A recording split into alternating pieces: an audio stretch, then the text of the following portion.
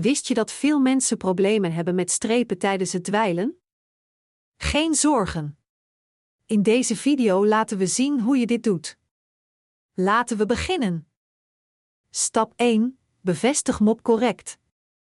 De robot stofzuigt en dweilt tegelijkertijd, maar om strepen te voorkomen, zorg er altijd voor dat het dweilpad correct is bevestigd.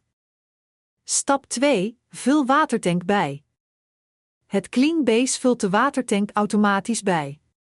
Als deze leeg is, verschijnt er een solide rode fout-LED-indicator. Houd het gevuld. Stap 3. Controleer tapijtdetectie.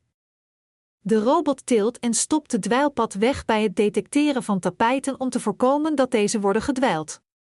Zorg ervoor dat dit correct werkt. Stap 4. Vervang mop na gebruik. Leeg na een dweilklus de watertank en vervang de dweilpad om ophoping en strepen te voorkomen. Stap 5. Gebruik juiste schoonmaakmiddel. Gebruik compatibele schoonmaakoplossingen voor de beste resultaten en om strepen te voorkomen. Met deze stappen zou je moeten kunnen voorkomen dat je Roomba strepen achterlaat tijdens het dweilen. Toch nog hulp nodig? Ga naar onze website voor de volledige handleiding.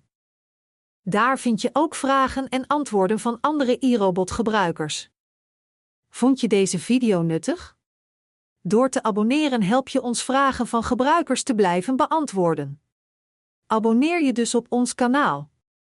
Bedankt voor het kijken en tot de volgende video.